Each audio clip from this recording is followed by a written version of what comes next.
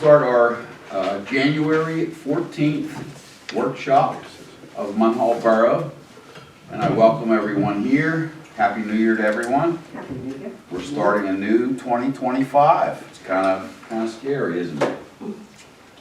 Imagine it's 2025. Okay, so let's. I thought we always do the Pledge of Allegiance first. Yes. Okay. Let's do the Pledge of Allegiance. Mr. Hanna, would you like to lead us in the Pledge of Allegiance? Pledge allegiance to the flag of the United States of America, and to the republic for which it stands, one nation, under God, indivisible, with liberty and justice for all.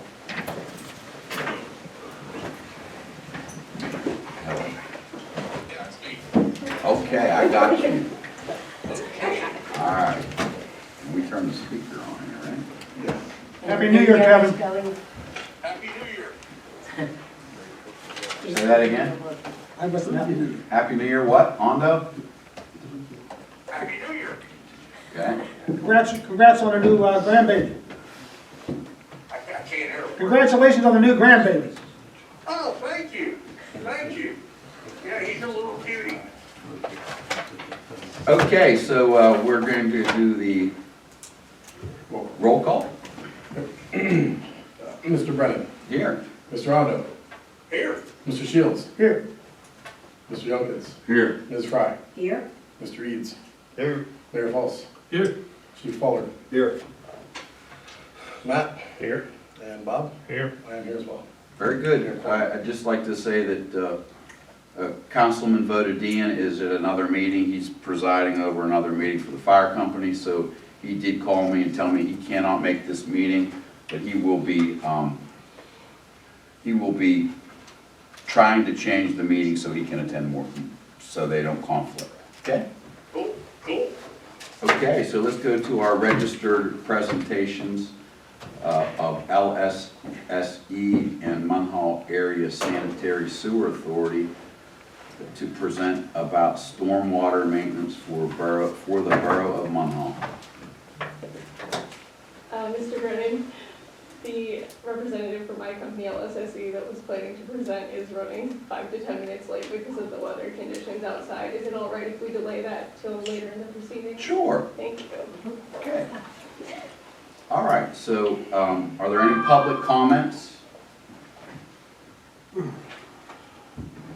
Public comments must avoid references to personalities and personnel-related issues. Comments will be limited to 3 minutes. Do we have any comments? Okay, then we'll move on to standing committees. Just before we move on to the standing committees, I'd like to bring a couple things up to council and to the public.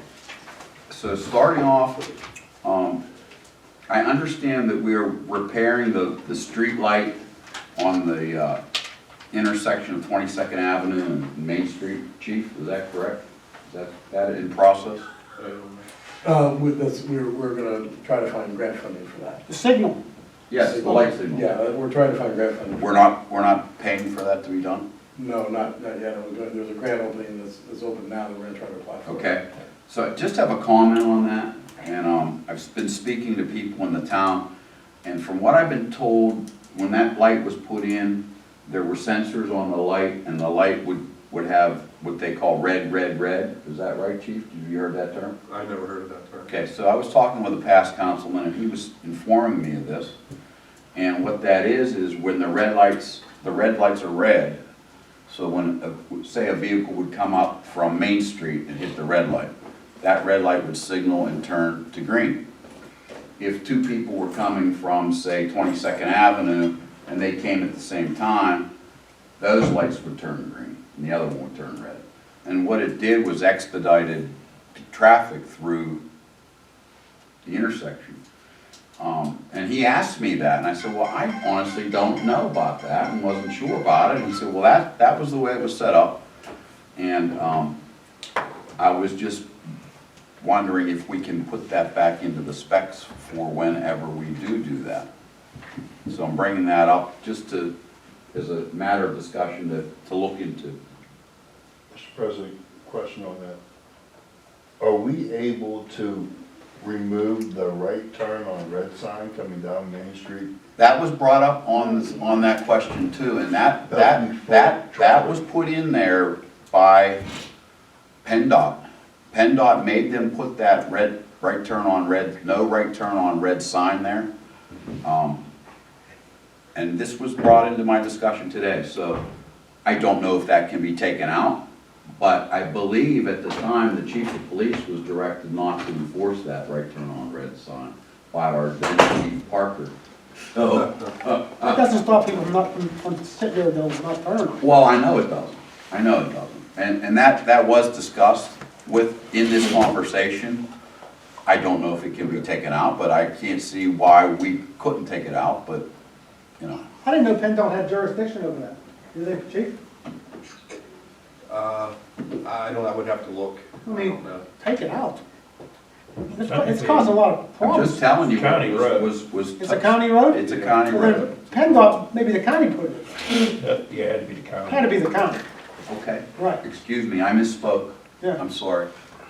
That's okay. It was made Right. to be put in there by a other entity other than Munhall. Right. So whatever. Secondly, I've gotten a call from, you can take it down tomorrow. That would, okay, yeah. I won't look at somebody. Oh, but I wanted to take pictures of you doing that. Right. Anyway, You wouldn't do that, would you? oh yeah, I would. Oh yes, I would.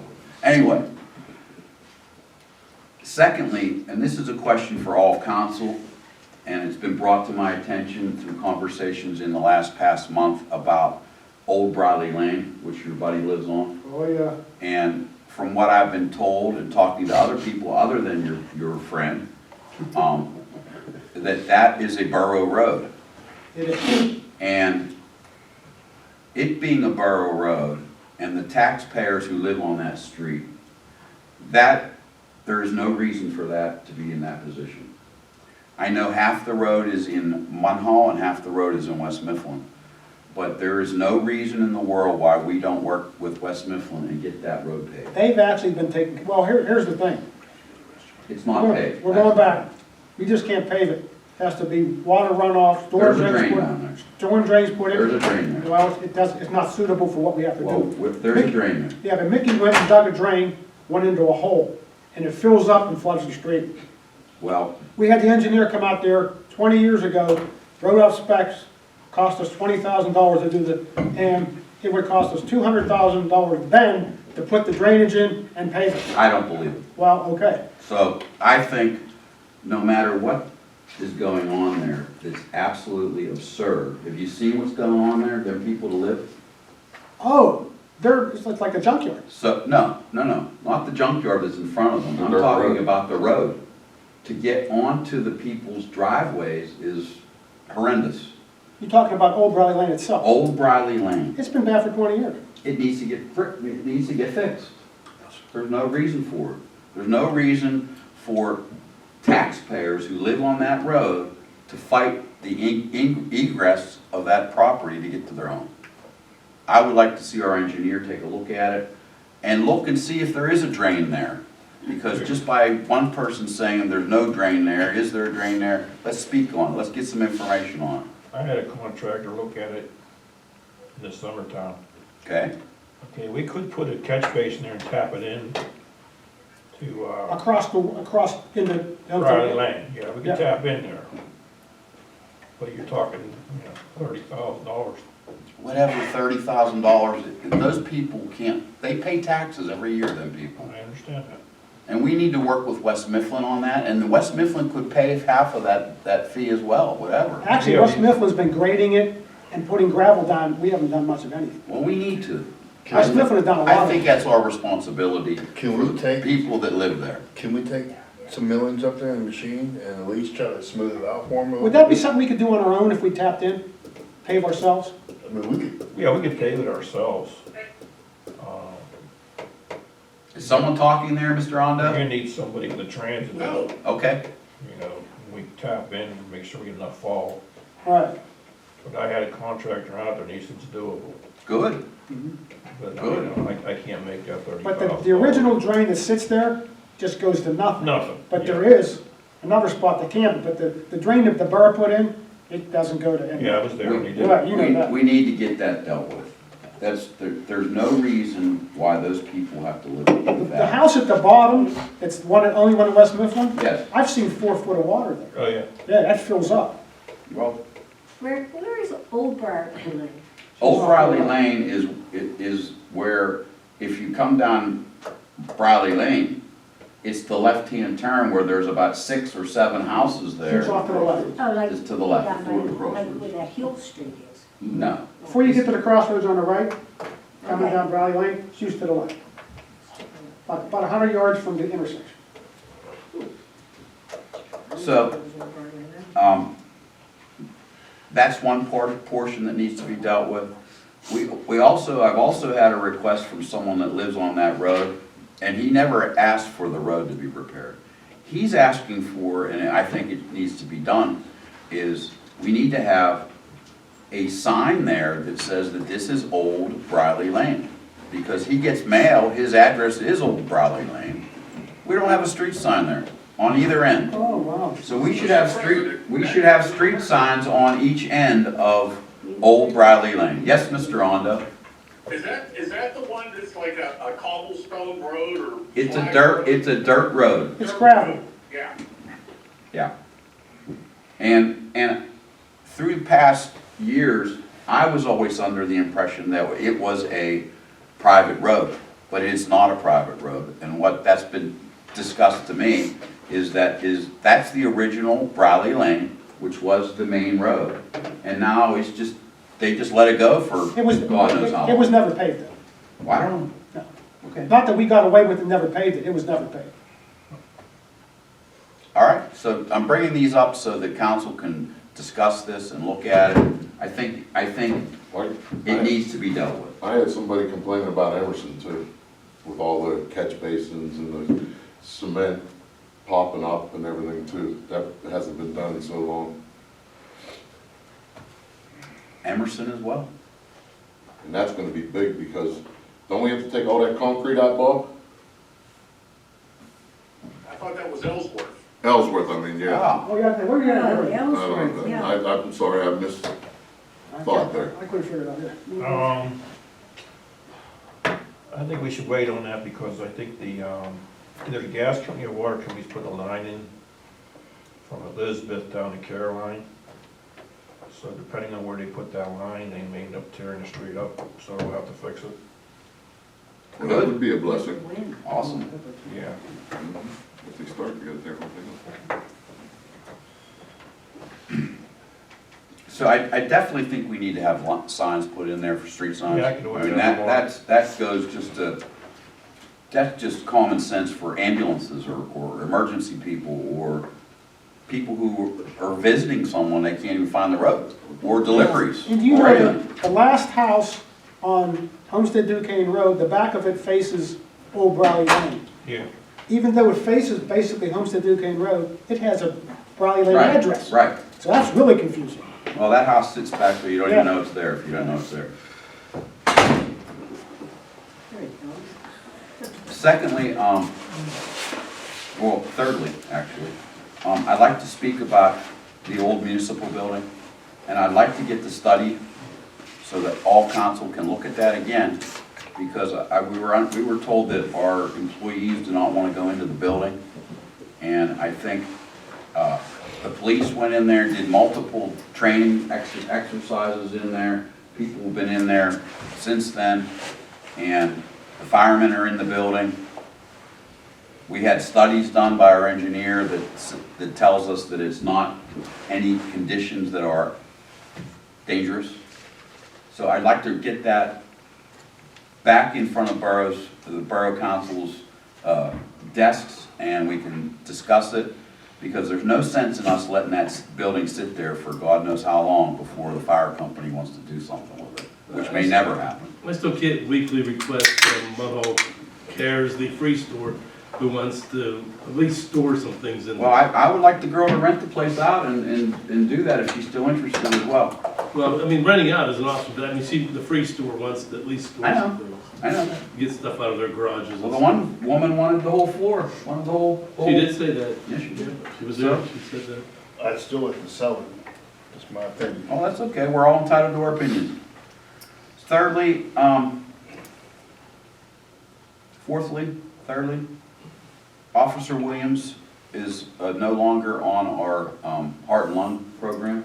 We signed papers for that.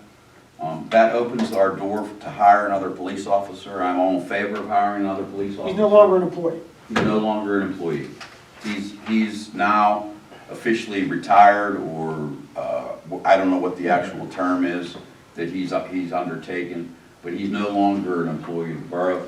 That frees up a spot there for our police to look at interviewing and hiring another police officer. I think that there will be another police officer that will be retiring here shortly as well. That will be another replacement. And I think there's a third person that I'm hoping will retire, and that would be another position that we could fill in for someone working in our police force, and that will make our police force. That will give our chief and mayor a lot more standing on scheduling and fulfillment of what we need to get done. So I'm all in favor of that. I certainly hope all council is in favor of that, and we can move on to a happy 2025. We still have, how many on the list left? We have 3. Okay, so I mean. And their backgrounds are done as far as we can go. They still need psychological and a medical physical, but we cannot have them do that until they get a conditional job offer. Well, I don't know that we can really vote on that today. No. It's not a voting issue, but we could certainly talk about that next week. We could certainly hire one, I think, right away. There's one that's recently out of the academy. Yeah. You know, he is working in a small municipality now. I know that the chief, likes a lot. A smaller municipality than we are. Right, and it obviously depends on where he's at on the list as well. He's the next one He's up. the next one? Yes. Okay, good, good. Are we able to get that approved for next week? Well, that's why I'm bringing it up. I'm just asking, are we able to get it approved for next week? I mean, what's our game plan? Do we want to hire 2? No, I think we hire one, because we only have space for one right now, budgetarily. I think we hire one, and then we have another person that's gonna be retiring soon. When he goes, we have him ready and set, and we can pick and choose who we can interview again, I would think, if you wanna interview again. They're all ready to go. Like I said, we can't go any further without the conditional job Okay. offer. Well, I don't think How we're many ready to on the hire list, 2. 3. We have 3 on the list. I don't think we're ready to hire 2, but I know we can hire 1 right now. And I know whenever this other person gives us his last day, we can hire another one. We can go with number 2 on the list. Right.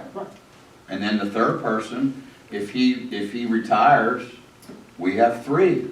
When does our current list expire? April. Chief? April, so we need to move on this before our list expires. Well, in April. there's a way to push that, Mayor, and I'm not the mayor. If you want me to be the mayor again, I'll be the mayor again and push it. I think I'll stay here for now. Okay. Oh, how long All right, does it then. take to get an officer OJP on the job training? 6 weeks 6 weeks. after they're hired. So it's 6 weeks after they're hired, it's gonna take them to get, before they can get out on the road by themselves. Correct. Okay, just wanted to know. Would we be able to bring that third officer in as a part-timer for right now? We talked about not hiring part-time.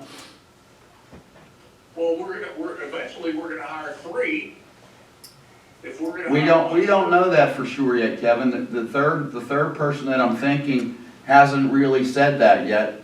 And we'll let the mayor and the chief work on that. That's not our call, that's their call. Okay, And we're not here to talk about personnel right now, and I'm not mentioning any names. okay. All right, we can do that though. So that's all I have to start with. I wanted to bring those points up because I think they're very important, and now that we have our LSSE representative here, why don't we let him have the floor and we can move on with this portion of our registered presenters. Thank you, everybody. I apologize for my tardiness. Weather got the best of me tonight, so I have a little presentation to hand out for you guys. Again, I'm not going to flip through slide by slide. I'm just going to go over the high points for you guys, and if you have any questions afterwards, I'd be happy to answer them for you. And your name is? John Valinsky. V as in Victor, A-L-I-N-S-K-Y. Thank you. What's that? Just want to see Emily here tonight. No, she is back, but mostly working home at this point. Yeah.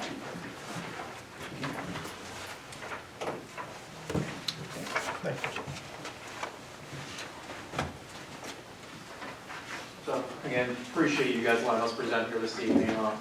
One that I'd be as informal as I can for you guys. So if there's questions as I'm talking, please feel free to interrupt me so I can answer your questions as best as I can. So, purpose of tonight's presentation is to discuss the potential stormwater fee in conjunction with the authority. So, as you guys flip through the presentation, I'll point out a couple key points. The first slide here is the borough MS4/storm sewer map that we have on file based on GIS data. The next slide illustrates the total infrastructure that is currently part of your stormwater system. So as it's noted there, you have about 97,000 linear feet of separate storm sewers. So this is just pipe relative to stormwater, does not include any sanitary sewer or combined sewer infrastructure. You have 45 outfalls and about 900 structures. So that includes manholes and storm inlets, and that is all what the borough owns and maintains. The bottom of page 2, this slide here illustrates a map of essentially the watersheds within the borough. You're broken down into 2 main watersheds, West Run and Homestead Run. When you move on to page 3, the top slide there indicates the impairments for each of these watersheds. So your impairments are classified based on DEP's assessment of the streams. So we classify them here as M44, M49, and M45. So M44 is West Run, that's impaired for siltation and metals. M49 is Homestead Run / Ravine Street, and that's impaired for siltation. And then M45 is the... What's siltation? Siltation. What is siltation? So siltation is impairment, essentially erosion, wash off, or erosion of the hillside. So anytime we get those heavy rain events, pipes discharge and erode the banks there, so all that's slowly washing away into the streams.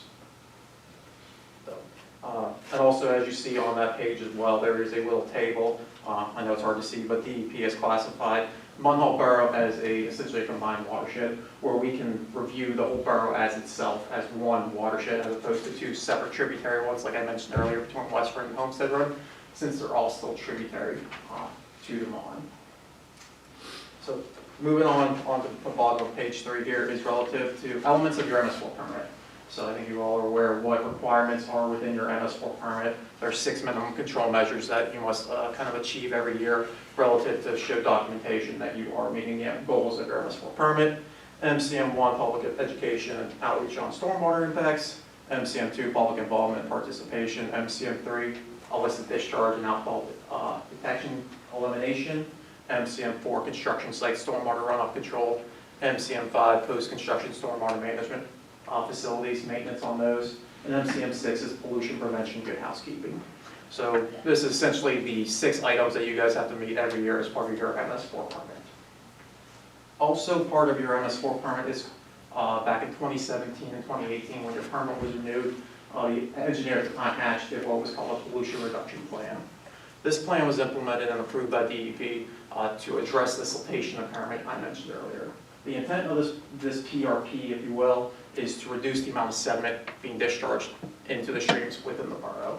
The goal of this is to install some projects and complete projects to stabilize some of the eroded areas and install stormwater management facilities to better control runoff during these heavy rain events.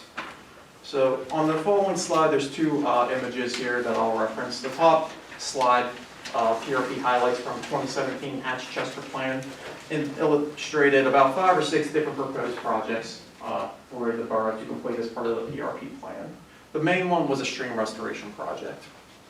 So for reference, The PRP that Hatchchester did noted that Munhall Borough had about 1 million pounds of sediment that gets discharged to the streams every year. Again, these are all land cover calculations based on DEP's models that were provided.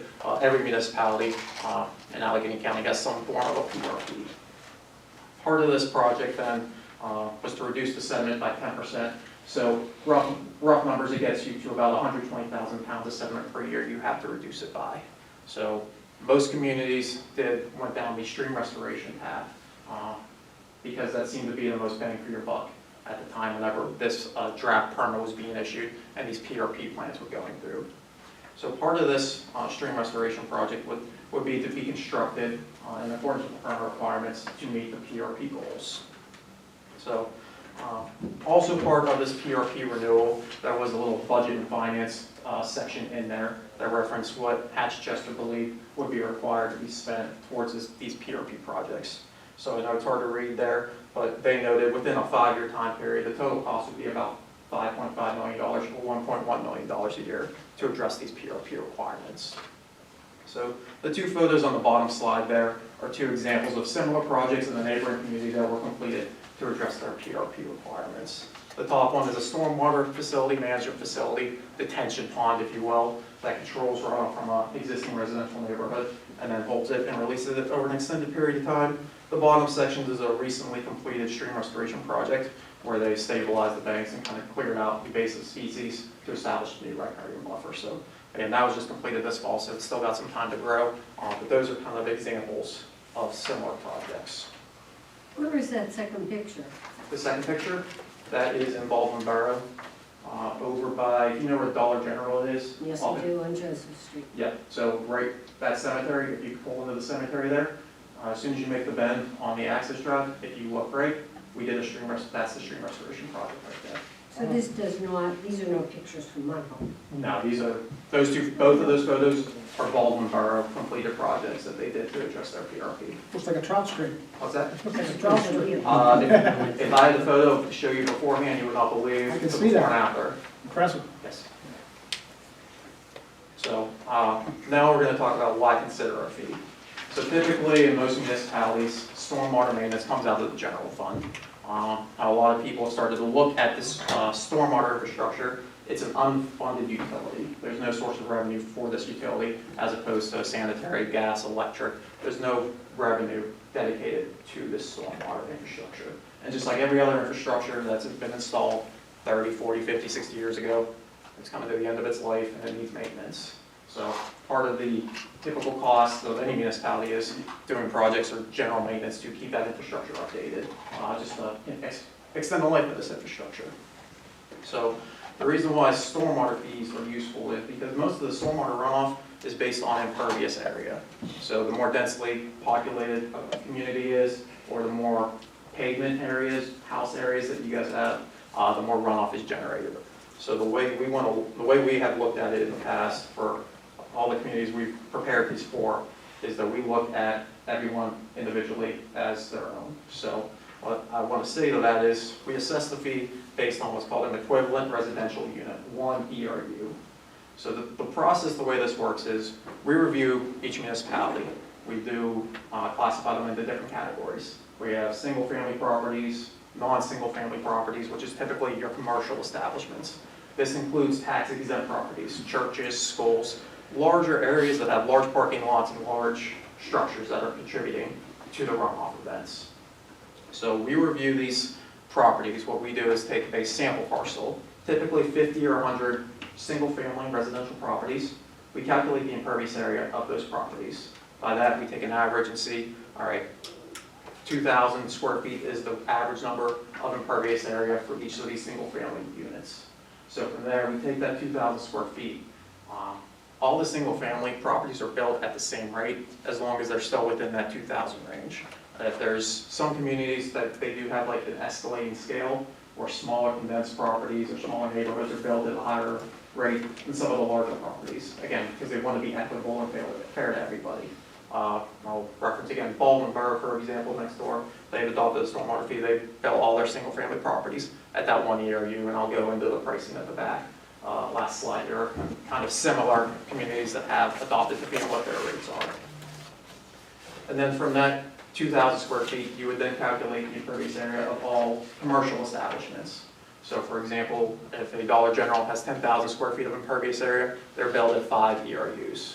That way it's equitable there, everybody's billed at the same rate, and you're just accounted for in your impervious area. So I'll flip to page 6 here, and talk about what can be funded through the stormwater fee. So stormwater fee can be utilized for typically 4 main categories: administration, capital improvements, operation and maintenance of existing infrastructure, and then MS4 permit compliance. Anything relative to stormwater maintenance, improvements, anything that contributes to improving stormwater control within the borough. So looking at slide 12 at the bottom of page 6 here, kind of breaks down how you can break down how these funds can be associated. So you can utilize it towards some salaries of staff when they're dedicating time to stormwater infrastructure, if they're spending time on doing catch basin cleaning, replacing an inlet grate, something like that. That time can be billed out of the stormwater fund. Capital improvements, if you guys want to do stormwater extensions or new installation stuff to better control stormwater runoff, that stuff can be utilized towards the fee. MS4 permit compliance, there are day-to-day tasks that occur to comply with your MS4 permit. A lot of it's a little smaller scale than some of the other stuff, but the main thing is the pollution reduction plan, because that's typically a large construction project that takes a good portion of capital funds to be completed. As I mentioned earlier, Hatch-Chester anticipated about over $5 million for you guys to meet your PRP goals. So, and lastly, on page 7, I do have a table there, just as a reference point for you guys of some of the communities that have adopted the stormwater fee, what their ERU or what their monthly rate is for one single family property. So again, I'll reference Baldwin Borough, they're $8 a month. Baldwin collects about $1.1 million in their fund for their stormwater authority. Just to give you a reference of property size, they have about 7,000 single family properties. That contributes about $670,000 to that fund, and the balance, the 300 or so, comes out of commercial properties. How many do we have? So that I don't know off the top of my head. I do not know that. Jackie, I mean, as far as, Residents. properties. not off the top of my head. Okay. I mean, right around, we're too large to get a USDA grant or anything like that, so it's over 10,000. Okay. That's a good answer. Tax collector can tell you that. I believe it was 4,900 What, 4,900? total facility. The tax collector can give you that. Okay, thank you. And the last table there just shows a handful of them. A lot of these communities, Baldwin, Dormont, Coriopolis, Findlay, North Fayette, they've implemented the stormwater fee and they've completed their pollution reduction plan, not only with the use of grant funding, because they had to apply for grants to complete these projects, but to also utilize the stormwater fee to help in offsetting costs. So that's kind of big picture for you guys, a lot of information I know in a short amount of time. Do you represent any of these municipalities? Yes, so we did the stormwater study for Baldwin Borough, Brighton Township, Coriopolis Water and Sewer Authority, Findlay Township, Fox Chapel, Moon Township, O'Hara Township, North Fayette, and Pulaski. And we are currently working on 2 other ones right now as well. And So basically, 90% of it. I was like, wherever we work, they also do the one in Midland, the stormwater fees. I guess we did, I forgot about that one. So when you do a fee, it's gotta be in a separate account for the storm system, correct? Instead of, if you have the authority with the storm, the sanitary, you gotta separate that. Correct. Okay, just wanted to make sure of that.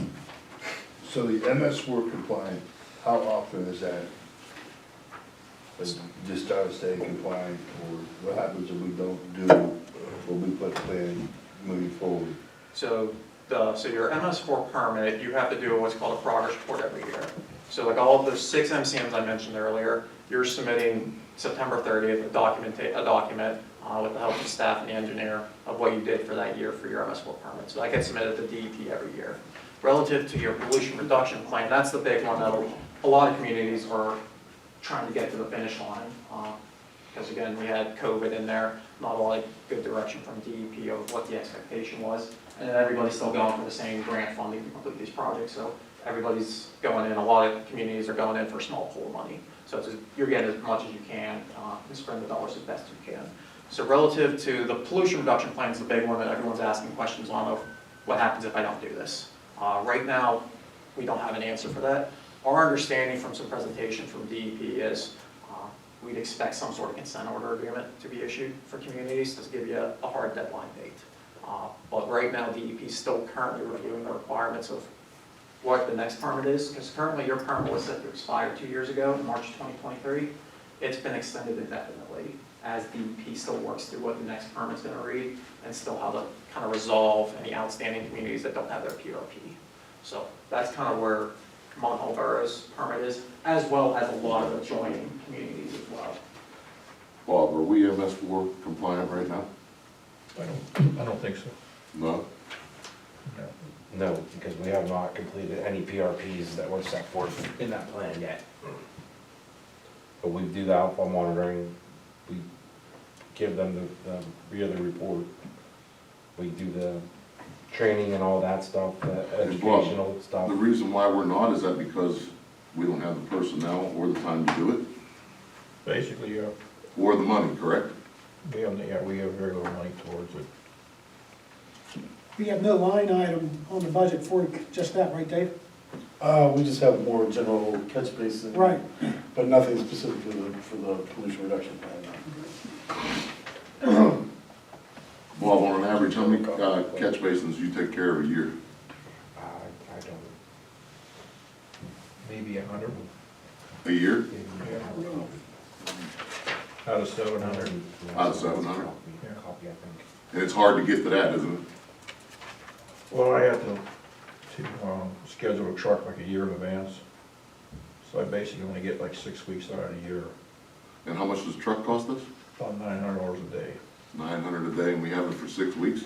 Yes. If we have a catch basin to collapse, basically, truck runs over them, how do we repair those ourselves? Most of the time, yeah. That's pretty expensive sometimes. Yeah. The material alone could cost you $15,000 to $2,000 for material. We're talking, sometimes there's brickwork and everything in those, right? Yeah, well, basically, Just really rip them all out. perspective, Right. the 4 catch basins we just replaced up by fire hall #1 were roughly $9,100 a piece. Wow. And for the truck, it's like 27,000 to rent that truck. So we have to document by law how often we clean these catch basins. Yeah, I do that We do that. through the shake. Are we up to, how far are we as far as that goes? Are we in schedule like every so many months? Do we have I have to do my 22nd Avenue down twice a year, Right, every catch basin. everyone. And how long does that take, Bob? I don't think we get them all done. And above 22nd, how often do we have to do those? We're supposed to do that once a year, but We don't do They it. don't get done. some of them do. Like, If there's a problem. yeah. If there's a problem, or like Shady Avenue, we've been trying to do that every year, twice a year. I don't know if you remember, we had the incident with the lawsuit on Dixon Street. They came into the old computer place. Yeah, And it was documented, we didn't have those storm drains cleaned, and we lost in court over that. yeah. Yes.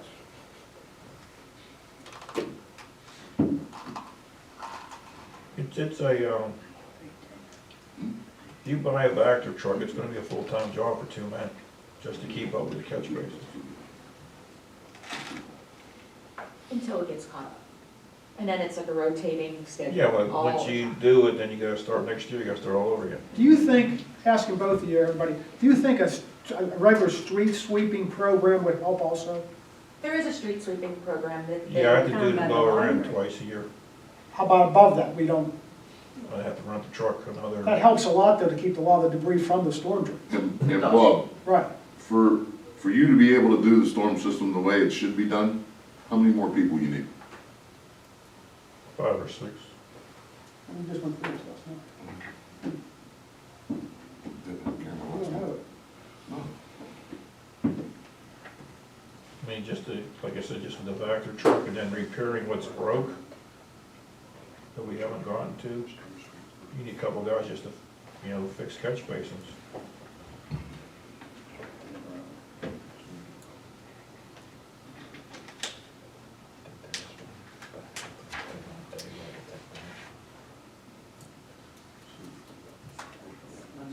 Any other questions? Yeah, any other comments or questions?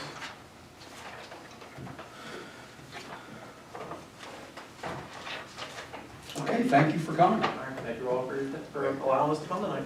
Thank you. Thank you. Okay, standing committee reports. Yes, finance. We're 2 weeks into the new year, 3.5 weeks after my budget. There's nothing to report. I will check with the borough president, council, and the manager. We're going to have quarterly finance meetings, March, June, September, and we'll finish up in December. We'll actually have meetings that will have something to report. Every month, you just don't have enough to report. March, June, go ahead. September and December. We'll finish up in December. And once you get into June and into September, you actually have finances that you start to look at and figuring out the rest of the year. So that's how we're going to run it. Bernie, I'd like to make a comment about that because Sure. I firmly believe that for transparency's sake, I don't care if there's only one person in this audience or if there's the people on the committee, I think a finance meeting should be every month because then you see where you stand every month. Who's above the budget, who's below the budget. We're 2 weeks into, we're 2 weeks into the year. We're 2 weeks into the year. I'll tell you what, we have finance meetings every Thursday here that you attend. The They're public, not finance meetings. you can make a It's not finance in the meeting if you chat. want. You can come here every Thursday, we can open them to the public. We basically have micromanaging here that's over the top. I won't be part of that. You have finance meetings here on Thursdays, you sign checks, you can open to the public, anybody wants to come, that's 52 meetings a year, plus 12 finance meetings. That's totally outrageous. That's all I have to say. I totally disagree with you. That's fine. We have to each his own. That's fine. So, Anybody on council disagree with me? I'd like to just say something Fine, I'm regarding just asking council as a whole. Anybody else think I'm over the top here? I'll let Rick speak and then I may, So, if we are going to go to a quarterly finance meeting, as you're speaking, we will have to advertise that quarterly, and we'll have to change the advertisement that we have already. And That's another problem. And rescind what we've done, what we're doing, because we already advertise now for a monthly meeting, so Well, I that, asked to have it removed, we can't get it removed. well, we can advertise on our own But website. it's already out there. It's on Savvy Citizen. No, we'll get that off of there. What? We'll get that off. We haven't though. I know. But since December, we've been trying to get it off, and we can't get it off. Does anybody know how to get it off? I can get it off. It's been a whole year now. The same messages on Savvy Citizen that were here last January are still here today. So, can I finish? Maybe. Maybe not. But if we're gonna do that, and we're gonna change to these dates, like you say, and I don't have a problem with that, Right. I think we also advertise that we have a weekly meeting and invite the public to come. That's what I just said. Well, I'm enforcing that. You're right. Anybody wants to come? So, can I speak? Yeah, I think so. I think you can pull it off. I think we just advertise and invite the public to come to our weekly finance meeting as well. I believe I just said that. I believe I just said that. Anybody can come to the meeting. I'm reaffirming that. Okay. Am I allowed to speak? I think you can. Thank you very much. So, did you say we were gonna advertise that? What's that? You did not. Oh, you let me get that for. Oh, okay, well, I am going for it. So, I think to appease Councilman Fry. Of all means, we should do that, Councilwoman by the way. And I think by inviting the public to the signing of our finances and make that a public meeting, then everyone's happy. We'll have 52 meetings is what you said, plus we'll have 4 more quarterly meetings, so we'll have 56 finance meetings. We could call that the micromanagement meeting if you like. That's what it is. What's that? Micromanaging. You have 50-some meetings a year for finance, that's micromanaging to the max. Well, I mean, why are we having a dog and pony show for check signing? I'm against It's every Thursday. every Thursday having that. a meeting for check signing. Okay, well, I won't come next Thursday. I'm not I saying, won't be there Thursday. I'm not saying for checks not to be You can signed. come sign Thursday, every Thursday. I'm, I'm not childish at all. I said this shit's childish. Not childish. Rick, I'm- She's complaining and saying that the public should be invited to a monthly meeting, correct? Agree. Is that right, Ms. Fry? Every Thursday, they're invited. why, I don't see a problem with inviting them every Thursday. No, they wanna come. No one's gonna show up anyway. No one comes to the finance meetings that we have monthly. No one comes to the rec meetings. No one comes to the property management meetings, whatever you wanna call You're it. right, Rick. They don't come to any of the meetings. Last year, I've been to so many meetings that no one attends. The hell with having any meetings. We'll just have a council meeting, that'll be it. last year, we had 12 finance meetings. Other than myself, Mrs. Fry, and Dave, we had Mr. Bill was here, Kevin, and Donna Ondo, and Brad were the only other people that I saw here in a whole year. 4 other people. Bill Hanna, and Donna Dressman came to one meeting. That's all we had in 12 meetings. So you feel that it's okay to call it? I didn't say that. I just told you that's all the people we had to meetings. Now, they can all come on Thursday and watch the circus. Not a circus. Well, I won't, you'll be signing every week. Yeah, I won't be here. I won't be signing ever Well, don't again. sign the checks. The hell now, with it. dear. You wanna call it a dog and pony show? You- I put up a lot of time. Mr. East called, Mr. East called it Sign all checks, the so you guys can come in and sign checks. all I'm asking. You and you can come and sign checks. Wait a minute, I used to sign checks and I pulled you out of a bind many a times, but you took me off the signing. I volunteered You to can sign. come and sign now. I volunteered. weekly. No, I'm not. I I'm volunteered. not to- either, I because you vol- guys don't appreciate the Don't time. put me in there, I didn't say nothing to Mr. you about this. Okay. Mr. Brennan. I'm done. Mr. Brennan. No time out. Mr. Brennan. No, I think you took This is a my joke. comment It is a joke. completely wrong. It's a real joke. Mr. This is a Brennan. real joke. You're right. I think you took my comment completely wrong. You said it, not Now, like I me. said, it's a dog Dog and and pony show. Why are we bringing the public in to watch you guys sign checks? That's all I'm asking. But it doesn't make any sense. Mr. Brennan, Is what I'm saying. Rich, Yes, I offered to come and sign checks, you told me no. Do you remember that? You said no, President Council should be signing I checks. should sign checks. You told, well, then there you go. I'm not signing checks no Well, more. that's up to you then. You told me you were No. signing checks. No, I'm not. Well, Because you guys like to call it, like calling people names. This is a dog and pony show. who called anybody Mr. names? East did. I didn't call nobody in This name. is a dog, if you're I inviting said- the public Why, to a public meeting, Sorry. why would we bring them in why would we have people come in every single month to watch you sign checks? It doesn't make any sense. That would be every week, Mr. Or every Reeves. week, I'm sorry. every week. I'm sorry. That's right. 52 times a year. Why would we invite the people to come in and sign checks? Watch you sign checks? Or whoever signs them. They It don't have to doesn't come. matter who signs them. They can be invited, they don't have to What come. sense? They're not gonna come no matter what anyway. Well, that's what the point is. What is the issue with quarterly meetings? I don't have an issue with it. Mrs. Fry does not want more than Ms. 4 Fry meetings. doesn't want that. She wants to have a meeting, and I'm gonna repeat what she said. I want a meeting because I want it to be, what was your word? Transparent. Transparency. She like, and I've been accused of not being transparent myself by members of council. Without a doubt, you have been. No, I should have been. Yes, you have. So anyway, Let's talk about the alley behind Green's Funeral Home that you tried to get somebody else to do. you're a liar. I'm a liar? You're a liar. I'll have Billy Hayward come in Come here. here. Come have him come here. Yeah, maybe he won't because You're a he's liar. your buddy. I'm a He's liar not my that- buddy. that you did bid rigging. I bid. Nobody in this council really Now I talked about it when we bid did it, but you did bid rigging. You're a liar. You got a $30,000 job from Caruso, and then you go trying to give them a $30,000 alleyway to do, Hey, and that's not put it out to bid. You're a liar. I'm a liar. We're You're a real liar. bad right now. Can we get on with the business? Mr. Mayor, you don't have the floor. Thank you, but I want to say it Mr. anyway. President has I the think we floor. can You're get a on with liar. business You're right, I'm a Bob. liar. of what the You're a liar. council's here to Yeah, I'm do. a liar. This is not the business we're here to do today. Thanks, Rob. Thank you. You're welcome. Well, This is I've not just the been what we're here to accused do. of being a bid rigger. I didn't accuse you of He anything. did. He did. It got brought onto my plate. Onto your plate, huh? Yeah, Today. because I was asking a question.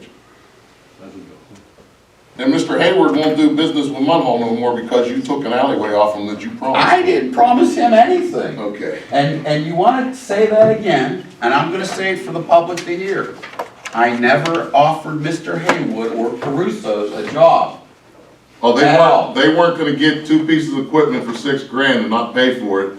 And they What weren't are gonna, you talking they didn't offer I to don't pay, understand. they didn't offer to pay for, You're a liar. oh, I'm a liar. You're a liar. Yeah, I have no idea what you're talking about. okay. Of course you don't.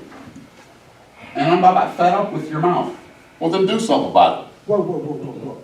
I'm about fed up with Do your mouth something and about your it. attacks. I And I'm gonna am stand an up for elected myself. official, and I feel you're not doing the right thing for our town. Then here. And I'm transparent. Here, you can take Adjourn this, this meeting. and you can take the meeting now. You're the president. I'm not the I'm president. I resigning. wasn't voted. I'm Are you resigning. resigning from council too? I'm not resigning from council, and I'll ask for a council vote. Who do you want to run council? Do you want Mr. Youngkins to run council? Who do you want to be president of council? Because I'm no longer president of council, because I'm not putting up with your lying shit. I'm anymore. lying? You're a liar. I'm not a liar. You're a called me liar. 3 times You're a before. liar, and you're a liar 4 times, All right. okay?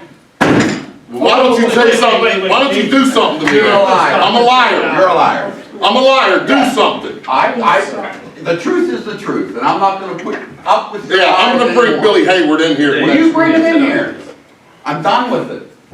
I'm done with your Here, lies. take your, Oh, no, your I'm gavel. done, I'm done being the chairman. That's We're gonna have a your vote. life, the We're gavel. gonna have a vote, and we're gonna see who the council wants as the president of council. You 'Cause can only call a man a liar so many times. well, you called me a liar so many times, so I'm done with it. If you wanna do something about it, you do something about it, Mr. Tough Guy. I'm not Threaten a tough me. guy. I didn't threaten you. I told you if you wanted to do Well, something, do then it. you're done. Those chambers. This meeting is terrible. And Mr. Youngkins, I'm done with your lies. Okay. I know, man, we do need to get back to business for this borough. No, we don't have a president of council now. I'm done. Oh, you see that? I'm not doing it. Who's the president pro tem? Dave, Dave. There you go. You're running the meeting now, Mr. Big Mouth. All right, let's, you're Tim's third not one. here. I'm done. Vice president. You're third. You wanna finish the meeting, he's not gonna do it. I'm not gonna finish the meeting. I'm done with you. I'm done with his big mouth and his influencing people I and don't trying to influence anybody. I try to do what's right for this town Yeah, I know and be you are. transparent. Well, there you go. You do what's right for Rick Brennan. Oh, bullshit. There you go lying again. I'm not lying. I tell you what I said. I'm done. I'm gonna sit over here now. He's president pro tem. Dave can take Mr. over. Ondo's here. He's the president of Well, council. he's not president there, he can't run it He from can't, home. you're right. He can't run from home. And I asked council to vote Mr. Youngkins as president. I second the motion. There you go. That ain't what you It's not asked an for in advertised voting January meeting. when you told them that It's couldn't not be an the advertised president. voting meeting, you can't No, vote. we're not voting here tonight. Dave, Good. finish up with, Yeah, advertised. Are we done with finance? Public Works. Public Works, can I get your report? Both trucks are running, we got enough salt, that's all I have. Well, guys are doing a great job out there with that snow removal. Yeah, we're the Nothing best. nothing but good words coming from the whole community also. Let them know we appreciate that. We are the best, Bob. You guys do great. I was told at the gym the other day that no one has streets like Munhall. I'm telling you. They come from the city, they come from everywhere, it's like, but it's, the only thing bad about it, you drive through Munhall and then you go somewhere else and it fools you. But it's, I used to drive from here to Menneson, it's like no other place like it. All right, Park and Rec. Oh, actually, hold on, Bob. What is the status on the cleaning of the boiler in the, I haven't heard from that guy, but the boiler's still working. okay, We cleaned the old police chief's office, okay, good. we cleaned the other office next to it.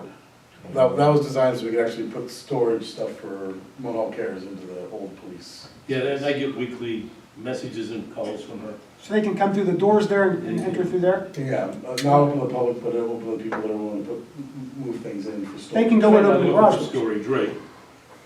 Yeah, the garage doors are being utilized. The garage being utilized. They would just have to let someone know when they're coming in the store and someone know when they're coming in to take something I'll out. talk to you later, we'll coordinate it so they can, once it's all cleared for We can bring that Katie in, she could probably. So they're gonna have a little office inside the old police station too? Well, they're only asking for storage right now, but I would think they wouldn't mind. I don't know, you're gonna have to have a place to do a little bit of business there. right? Well, yeah, but this is just for storage. Just for storage this time? At this time. We'll move towards. I think when the weather We'll work gets on that nice, I later. think after winter's over, they may wanna do some of their free store up here, I believe. But it would be more outdoors, they would do it like in the parking lot or something, and drag things out. Or in the garage.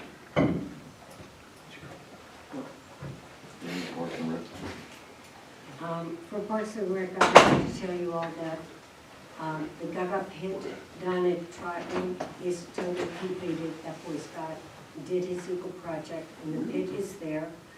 Naturally, nobody's playing there in the snow, but he also left a ball down there for the kids to play with. But normally, kids who play Gaga ball take their own ball down and they play. Then I asked him about Kennedy Park, and it's Ray Hyden that I was communicating with him. Ray said that the benches are all done. They have the materials to do the last bench, but they ran out of time. I would like to just read to you. He said, everything is done, all the light posts are painted. They replaced all of the lights. Because it is so well lit right now, as far as safety, nobody's hiding down there, so that has to be good for the borough, as far as the safety issue. He also said that they did put, to prevent some of that mud that was building up and building because of all the rain and now the snow moving and freezing and that. They did put that down there, and he hopes, it's his son Ryan who is doing this project. He hopes to have it finished, he said, by the end of January to early March. I don't know if that'll happen because of the weather that happened, but they really are doing their very best. And I think when it's all said and done, they should be highly commended for the work they did. So, that's my report. Rainey, on the Gaga ball pit, I asked the scout that did that, and it is a good thing, to put up, like, let's organize a little tournament, a Gaga ball tournament pit, when the weather breaks, and for him to help run the tournament since he made the pit, and he knows how the game's played. I asked him to do a tournament sometime, maybe in the spring, a little Gaga ball pit tournament, so that's something that I'll be talking to him on. He's agreed to do it. Yeah, that sounds wonderful. And when you see it, it's nice. It's behind the playground area, and it's nice. Is that a Troutman? Yes, yes. I donated the gravel for You don't have to be a guy to play that, do you? No, Yeah. not necessarily. Greeny grandkids call her Gaga, my wife does. My wife got it. It gets big with the scouts from what he had told Oh, me. it's very big. Boy Scouts and the Yes. Girl Scouts, they Why is it play called Gaga when ball? they go to their camp. I don't. We asked them that day? Look it up. I thought Why we do asked. they call We it did that ask on them. You did ask, pickleball? I can't recall now, but there's does your daughter play Gaga? When she was a scout, yeah. When she was, I know it was big Oh, with all the the Girl Scouts, that's they Scouts always come, love all the it. Girl All the Girl Scouts. Scouts love When they do that, Gaga when they go to camp, they play Gaga ball. That's one of the It's a big- things they do. All right, let's move on to community and Oh, I property. got a question on Parks and Rec. Dave, where are we at on internet at Troutman and cameras for Yes. Troutman? Because these kids are absolutely destroying everything in their path. We have cameras up there, at least we'll be able to identify hopefully one or two of the kids or whoever's doing what they're doing. What are they doing? What are they doing? They're just tearing up everything. I mean, bombing and vandalizing. Woodhill. No, No. at Troutman. We have benches broken Concession every year, we stand have is- windows broken, they throw, rocks at the one window, which is the second floor of the concession stand. That window gets broken a lot. And with all that new playground equipment, if we can get one up there in that corner. There's some like abuse Cowboy. of the playground equipment already too. I Wow. think we'll just, there's too much money invested in that. I'm gonna talk to Nick Shales, our IT guy, Okay. give me an idea of what would it cost to put it up there. I know And then Seth was already had that ball going Okay. before he Well, left. then Nick would know what it was. He had that ball moving forward because that's something we talked about, early in the year because of the issues with the kids. But, I mean, you had to replace the doors or locks up there again this year? We didn't have the lock, Keith. No, They break there's a into the switch. concession stand, they break There's a into the lock box bathroom. outside to turn the lights on. They broke that, and then there was a box on the door, had all the keys. They broke that and took all the keys. Now we gotta change all the locks again. Yeah, we gotta have some type of, Yeah. to protect us to a point. I mean, these kids are out of control. One of the other things, and I get nervous about this, and I don't like to yell at them because of it. Everyone knows where I live. They like to climb onto that roof. A kid's gonna fall off of that roof one day, you know, and I'm afraid to yell at them sometimes because I'm afraid I'll make them nervous and they'll fall off.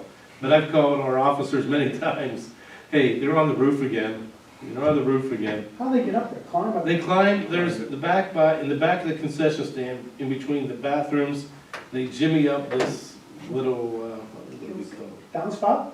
Downspout, yeah. They jimmy up the downspout. And I see them on the roof, I mean, not right now, fortunately, thank God, it's snow under, they'd be falling off. We could put a cage around the downspouts, well, they probably just shimmy up the cage. Yeah, but they go on that roof, it's all the time. It'd make it louder. Maybe we could put on the roof like they do on the buildings for the pigeons, so they don't sit on them. Little spikes. The little spikes going around the top of it. I mean, you shouldn't be up there. And yeah, it's I don't know, I mean. Barbed wire. they're Barbed wire. not, they're not pigeons.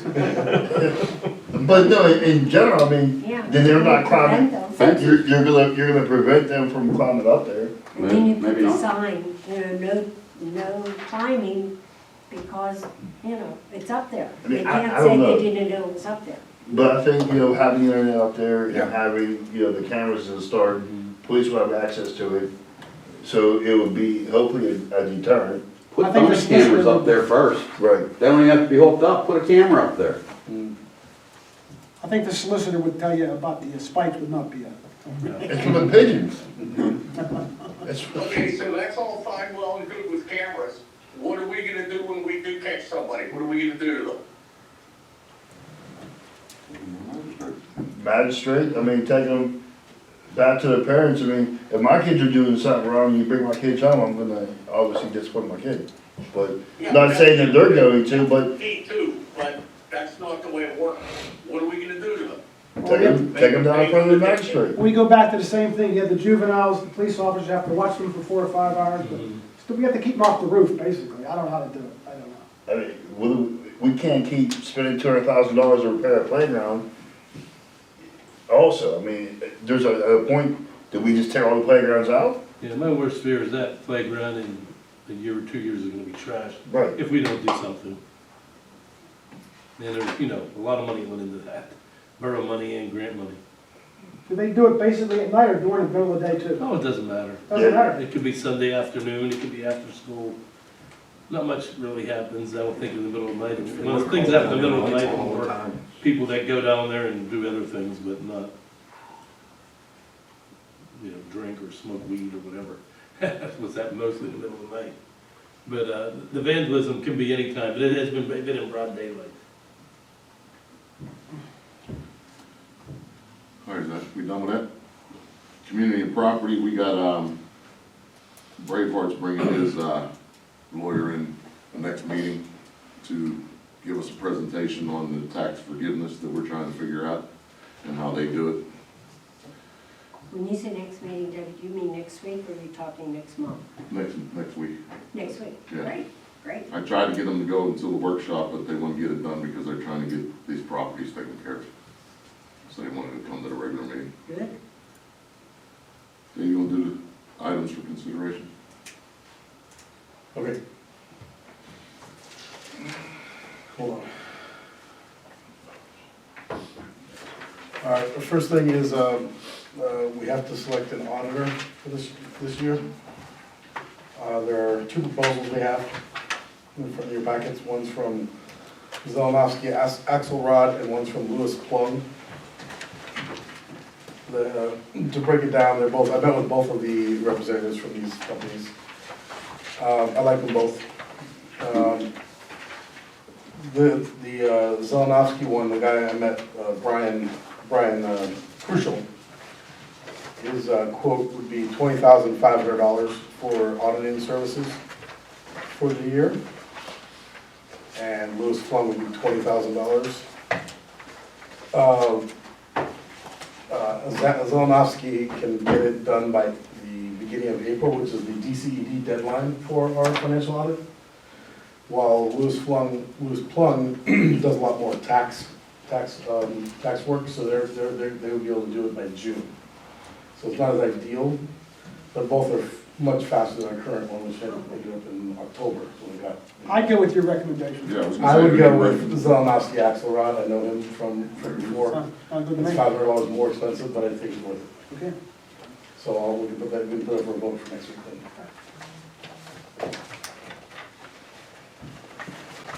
What did we pay last year? 14,000, And what's in the budget for this year? 20,000? Does it go up like that every year? No, That's a huge increase. it is a huge increase, but that's the previous auditor does 2/3 of what everyone else does. That's why he has so many clients, but he doesn't necessarily do a good job, he's just cheaper. Yeah. No, I'm asking because. No, this is 20,000 is pretty much for any really reputable auditor, they're good. Turnley is cheaper, and you get what you pay for. I was just asking I know. because the price increase, it's a $6,000 increase, that's all. Yeah, it is more expensive, but it's not an up a yearly year, it's gonna be higher than that, this is the range for this group now, so. Okay. Similarly in future years.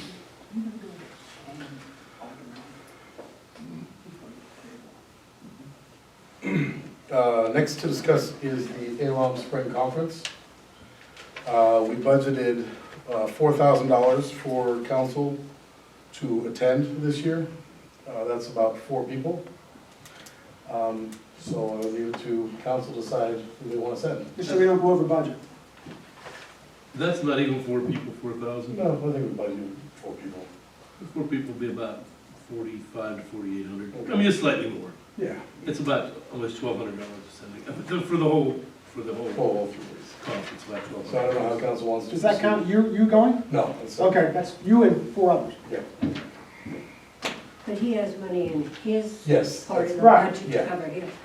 I would like to suggest, as I have in the past, I think 2 representatives, because we're all on for 4 years, and if you send 2 per year, everybody could get a turn.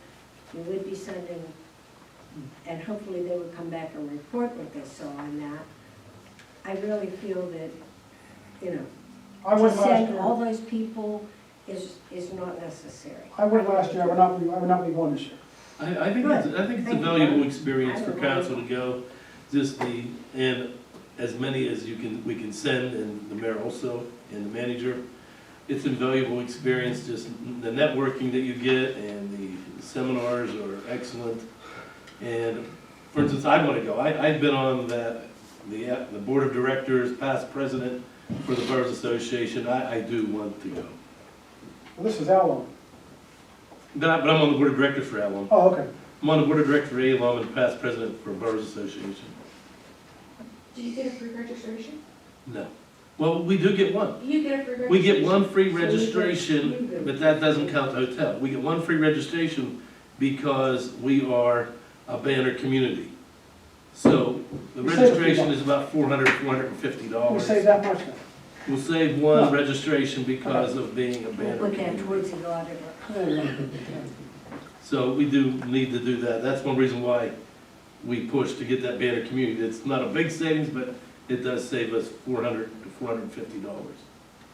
I mean, personally, I think David Ty should go, I personally. do too. If Broad Falls wants to go, but I really feel two council people, okay? I mean, I'd like to you go, know how I man. feel. I just think everybody would get a turn, everybody would get that experience, everybody would get that networking, but send all these other people, I don't think we need that. It's a learning experience. Oh, yeah, it's a learning experience. Especially like I know, but last year, every year, every year, things change every season. and I don't know, you can. I think doing half the council every year is reasonable, No, I have no problem with that. because it does change. I don't, 2, I think you can do 4 or 3 in the mayor. Right. I won't attend this year, other than that, I don't know if Mr. Voter Diem will go, I don't know if Kevin, you gonna go this year? I'm not sure yet. Okay. I just got paperwork in the mail. Okay. Rick? I haven't gone in probably 6 years. I don't know about this. And this is the one that's at Seven Springs, right? Right. Yeah, in April. I think it's April 3rd to the 6th, isn't it, Rob? Yep. Yeah, 3rd to the 6th, correct. You have information in your packets with, about it. Everybody individually got them too. Oh, yeah, well, most people do, but you know, if they're not.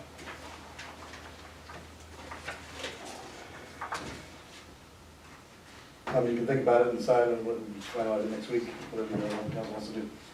I think the deadline is March 12th or something.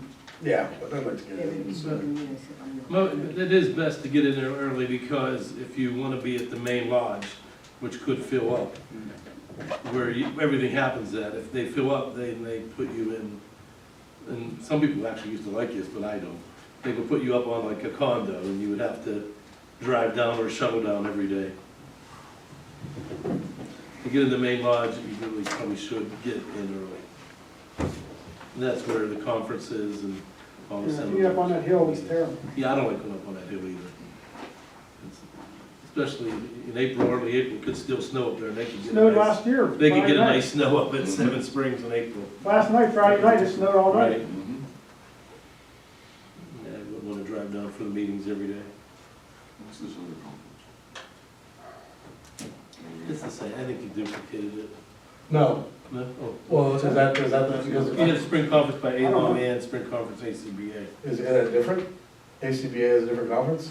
No, no, Oh, it's you're the talking same. about This is the Okay. same? It's Got the it. same thing. Okay, I may have- 'cause I didn't know when about I sent it over to AC you, I may have confused you. Yeah, that's fine, so it's just. I sometimes I call it. I thought there was another Association, conference And I mean, for well, no, ACBA. it's the same. Okay. The only other conference they do is one in the fall up in Erie. I don't know if you've ever sent anybody, and it's That's the actually handled by the PSAB one? township, it's more townships. Well, there's PSAB, which I go to every year. There's one either in Erie or Hershey.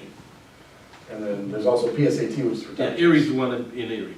And you know what, and Jackie, the sewer authority ought to consider sending some things, there's a, as you know, you've been there, there's a lot of things for the sewer authority at this conference too. So I do think it's a good idea for the sewer authority to, For ALOM? yeah, one in the spring, Seven Yeah. Springs. Yeah. I think it's a very good opportunity, and you know, you've been there. Yeah, we, It's a good opportunity for you to, the sewer authority to send people also. Maybe Dave could go in the sewer authorities. If we have it budgeted, it'll save the borough money. It would save the borough money, right? If that's possible. we also have a free registration. Yeah, you're a banner community this year Yeah. too? Okay, yeah, get one for registration too. Yeah, okay.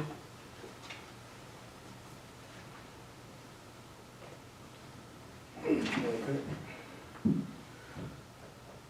All right, next interesting thing is this thing called See My Legacy, there's a packet of information here. So as we try to find additional funding for Main Street, this is a way to kind of incorporate the public into the process as well as raise additional funds. It's a system that you join, that you can then set projects up. Maybe you're trying to raise money for new benches or streetlights, bricks, whatever. There's all sorts of different projects you can do to help beautify and update different parts of town, parks, Main Street, things like that. Did you all get my email on that too for Thursday? Nick Piscitano is gonna be here. Yeah, 2 o'clock. 2 o'clock. And our grants writer, the grants writer asked me, you know, if we could set something up, and he wanted Main Street here too, so I got in touch with Dave Colasante, and he may have some Main Street people up here also. And Dan just sent me an email a little bit ago. Nick wanted to know, you know, who was all attending from council and stuff, so I'll send him who's attending. It'll be 2 o'clock Thursday. I guess we can use the community room. So I want you to take a look at this on your own time, I can answer questions, we can also talk Gotta to do you as some well. talking points for that meeting too, I guess.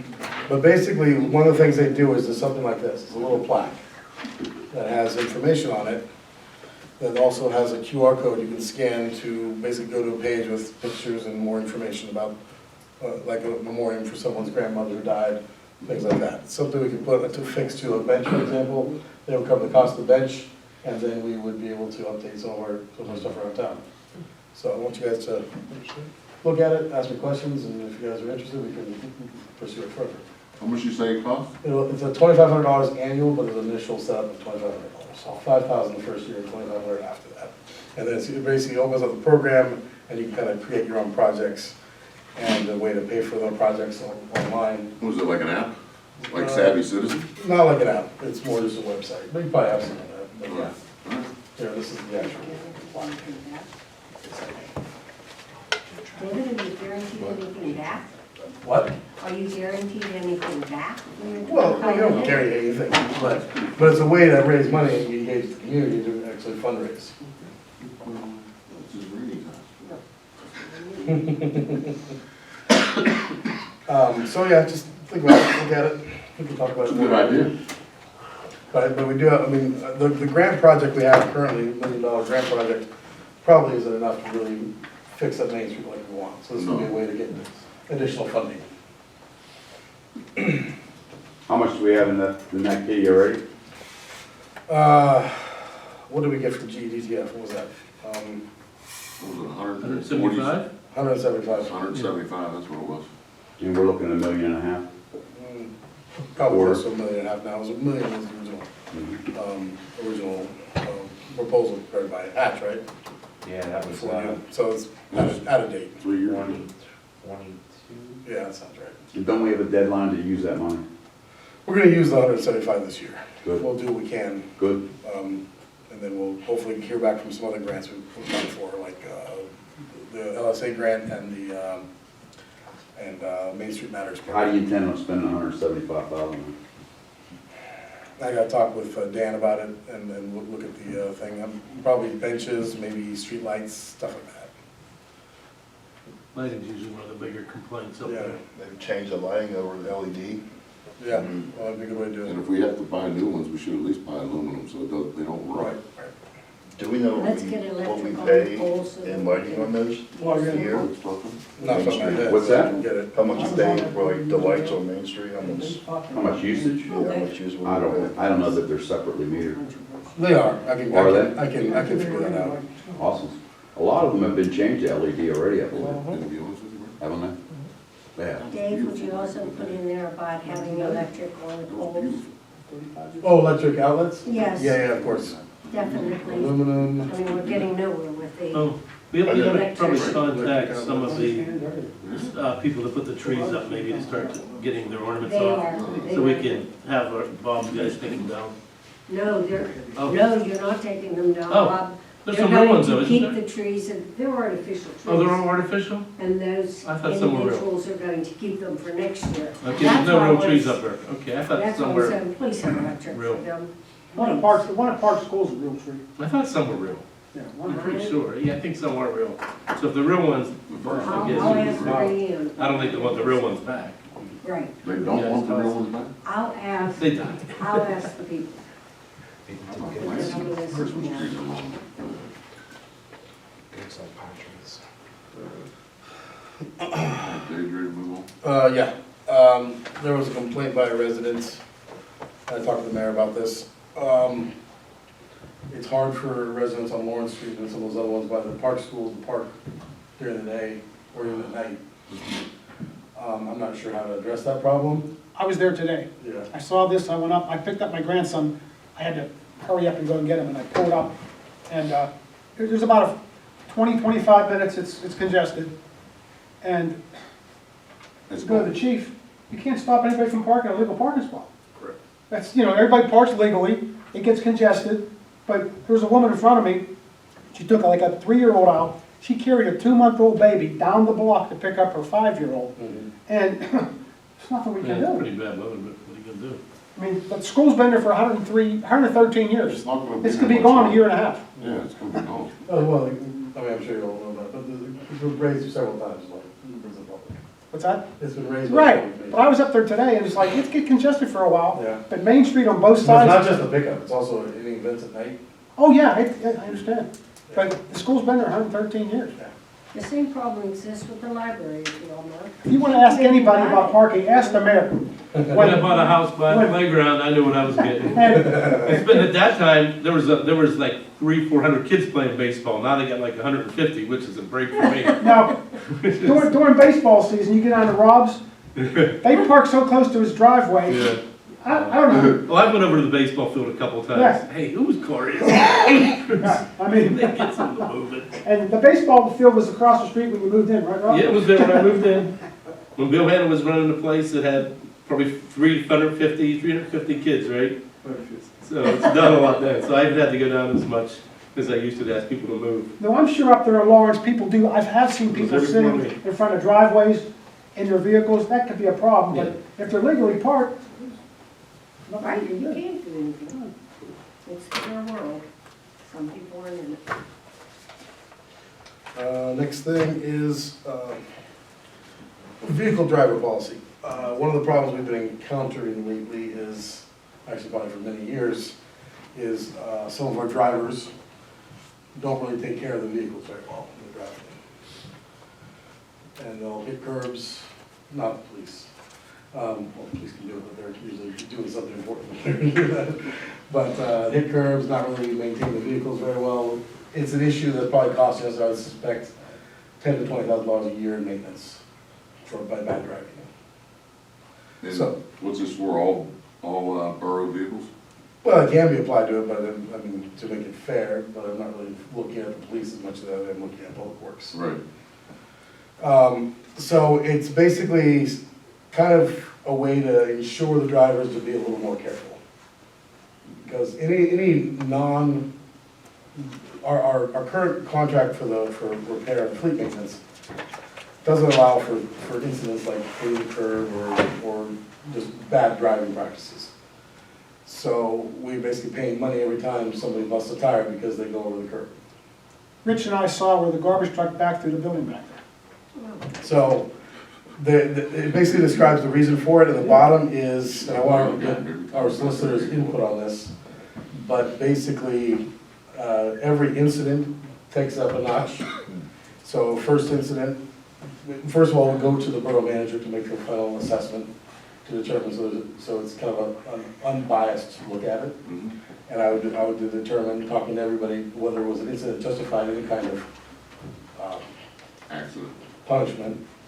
Then first incident, suspension of driving any vehicle for a day, then goes up to a week, a month, and then indefinite. The union will fight it, but we need to try it anyways, in my opinion, but we'll have a solicitor look at it as well. Any ideas on this? Thoughts? So my thoughts are, if you're gonna take their driving privileges away from them, what happens with all the CDL guys? Say, we suspend 2 CDL guys. We need to expand our CDL coverage. I'm encouraging all of our guys to really get CDL licenses. And then we talk about how we can go about that, but we need a deeper CDL. I mean, we're not, Some guys don't want to have a CDL. It's fine, it's fine.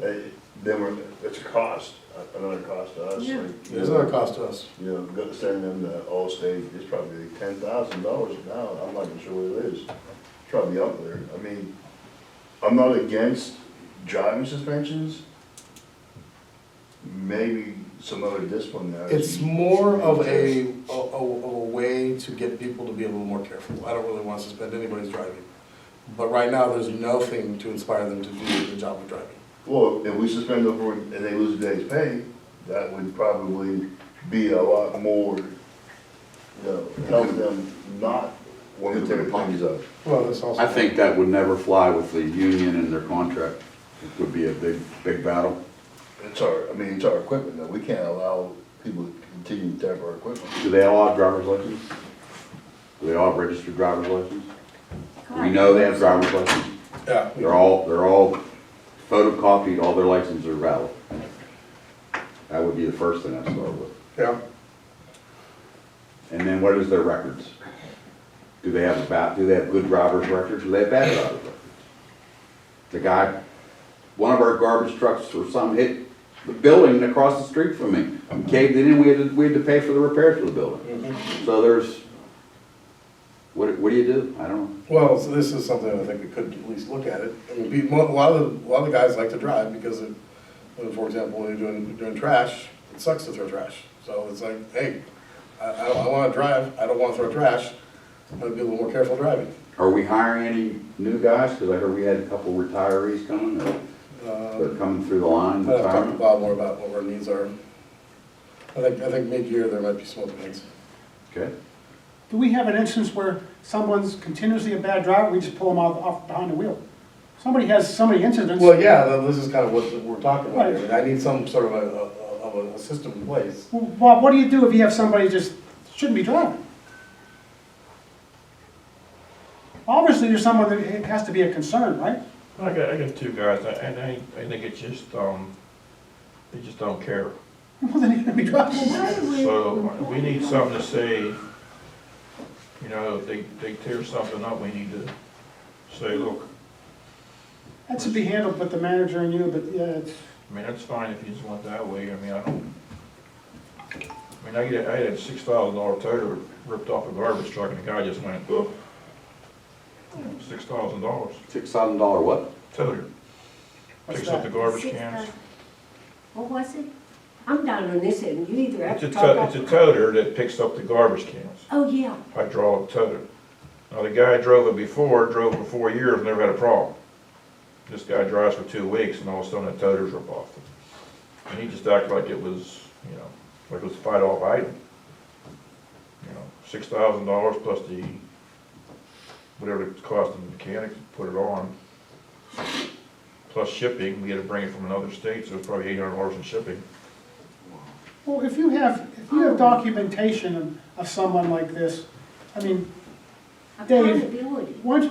exactly, where if these continue, there should be some kind of a, Well, yeah, I know, but there's Right. nothing set up in our current system. right, you have to have a And that's what start. I'm trying to get to with this. Gotcha. I went to the But bathroom. taking the job, it's not gonna make them care, you take the driving noise.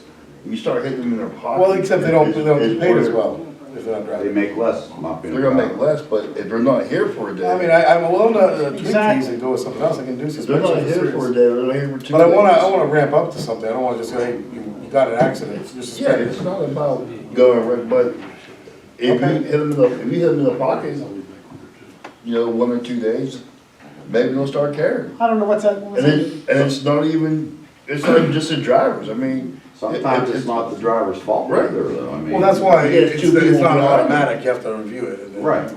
If there's somebody else on the truck and they tear it up, it shouldn't be, the driver should, you know, be held responsible Fair enough. for somebody else tearing the. My feeling There's is, gonna be so many water mill hearings, if you do stuff like that, it's gonna be unreal. It's gonna be an everyday union versus borough, every day.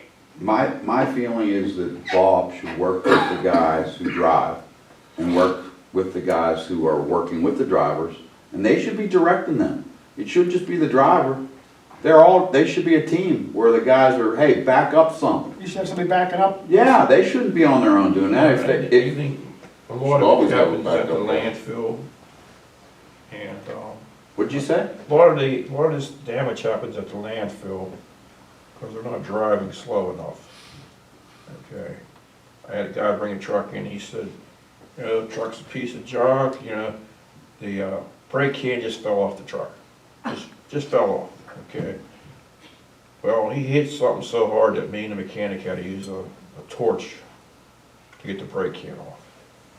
He bent 1/2-inch steel. The brake can should have been sitting like this, towards the front of the truck, he hit it like this. Just think what he hit. Yeah, but he said to me, you know, like I'm some dummy, that, you know, it just fell off. And I've been around this for 30 years. They just don't fall off. And they just don't bend that way unless you hit. And then he says a couple of days later, well, I might have hit something. Yeah, you hit something. That explains the whole thing. You hit something. Can you imagine what he Slow down. It wasn't a person. I mean, we can't worry about having the hearings either, I mean, So we got to we have to protect our assets, I mean, we got $700,000 rubber truck sitting back here. We have to protect what we have, I mean, the equipment's not cheap.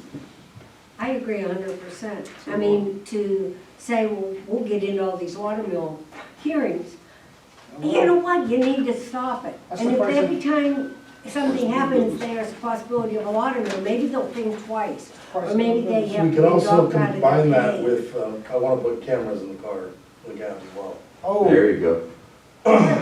Good.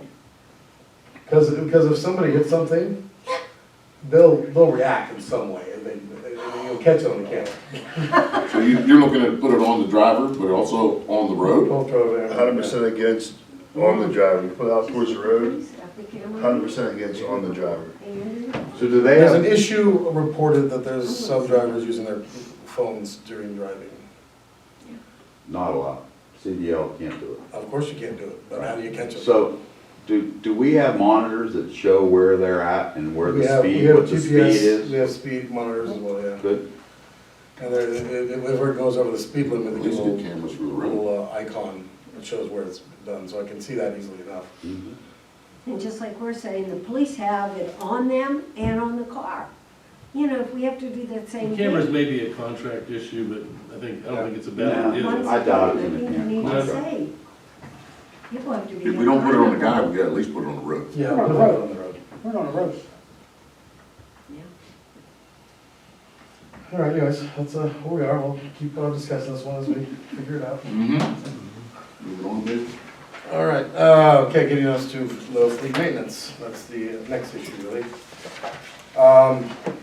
We currently have a contract with Transdev for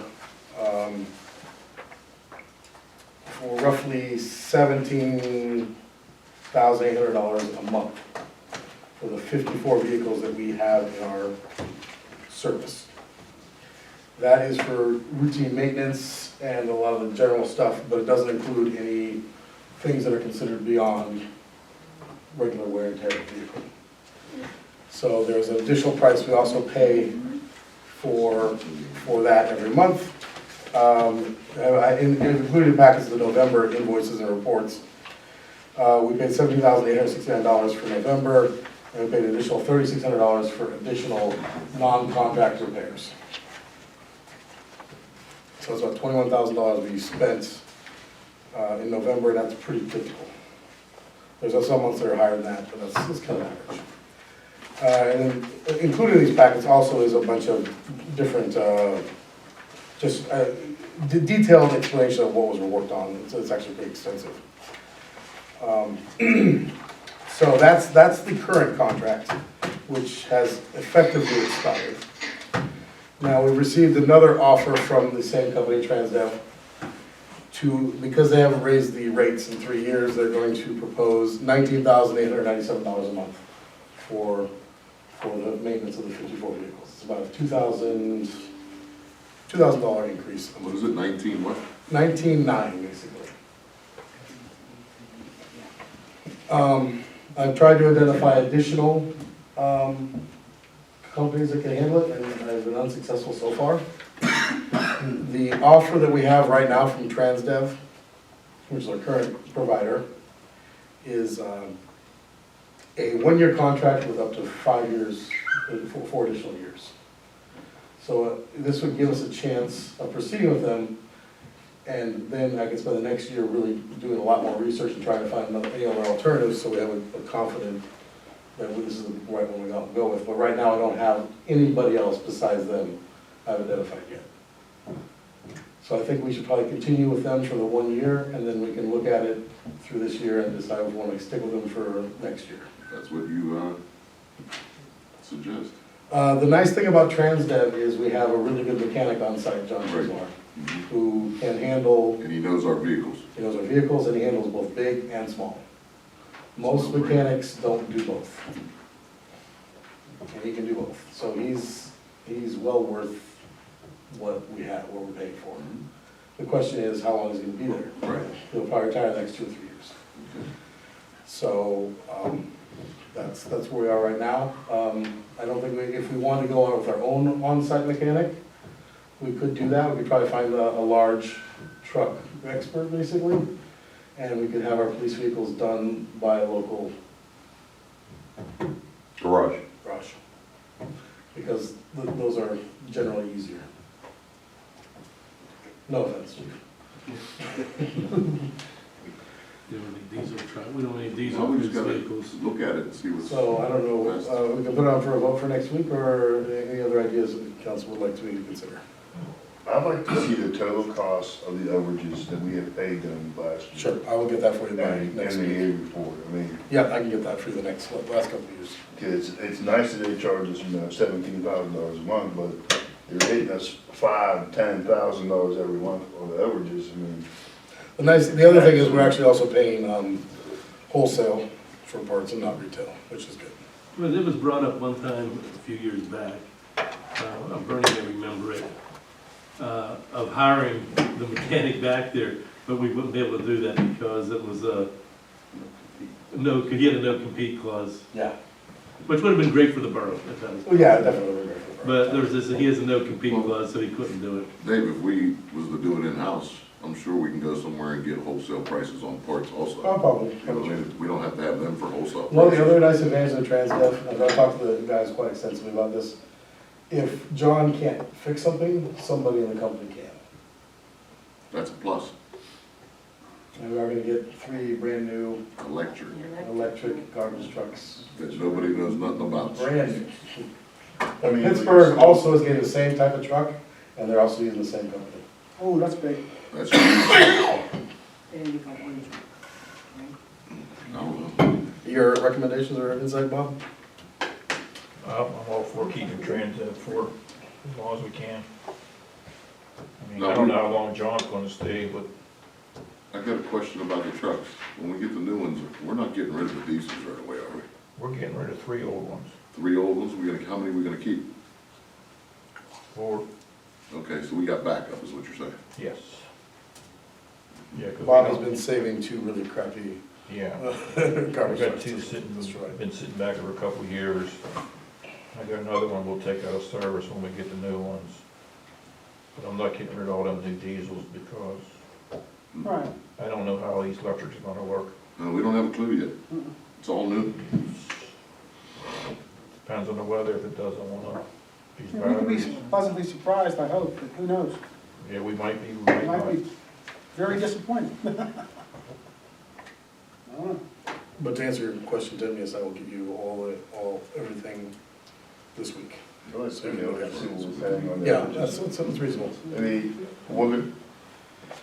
here's one thing, like we bought 2 new fire trucks over the last couple of years. Almost everything on it is still in the warranty. Yeah. So if they're not, if we got 3 garbage trucks coming, they're coming into warranty, so they're not doing anything. Are they billing us for work that they're not doing? I mean, I just wanna go through and look at everything. Okay. Nothing wrong with that? I just don't see, how our costs are so much of this every single, every month. I mean, November was low, but Yeah. there's other months that are higher.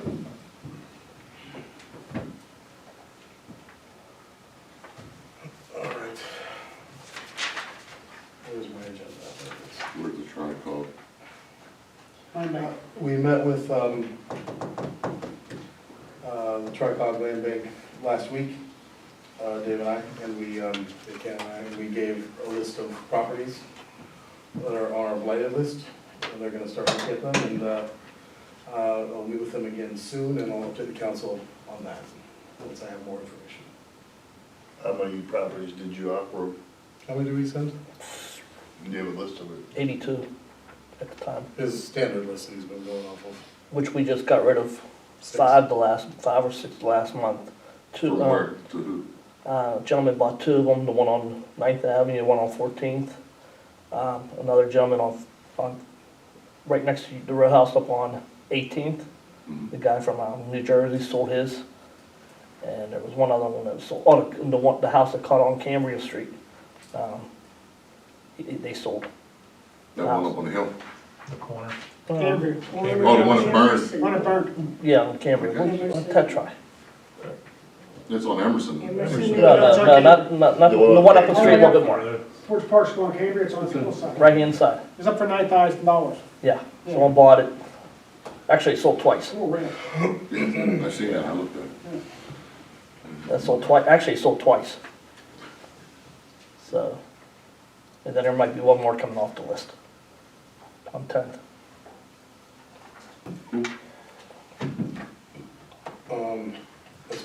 tax collector about, Compensation. request for an increase for next year. Yeah. Um, That'd be next year's budget. Yes. But we have to approve it this year. It has to be approved, what, before February? And it has to be approved in an election year. She's up for office this year, so. Right, I think it has to be approved by February. So if anybody would want to run for that, they know what they're. So currently, it's 1.5% of total, and she's recommending 2% for the next, whoever the next tax. But then what is it on the, there's another one, the back, The change orders. change orders, she says it's like at most, That's a fee that we need to. right, but there's another one that she gets. a Oh, right, percentage. yeah, the late taxes. I believe. Yeah, the late ones, Yeah, that's currently, I think it's 2%. and she wanted to go to 2.5. I don't, did she continue again? Okay. Yeah, So it has to be approved by February. yeah, it's got, How can we think about something else we have to put in next year's budget though? I mean, how can we make a decision now that we have to put in next year's budget? that's how it's always done. Yeah, it hasn't been raised in 8 years. It has to be done for the And next person I'd like coming to in. say, like Lowe's that was valued at 8 million and was reduced down to 2 million. Yeah. Her salary is based on what's assessed, not Okay. what And it she was. loses money. So The she's appeals- losing. The appeals she loses on. Yeah. And every one It's of, every not one of just- the change orders she's doing, and it takes time, and she ain't getting paid for it. Right, right. 2% is pretty much what everyone else around Okay, us. my next question. 2% for the regular, Yeah, and then she asked for 2.5 for the late, and Yeah. then 20, what is it, 35 for the change orders? yes, Do you think we're pretty much in line with everybody else? yeah. Yes, she showed me the paperwork.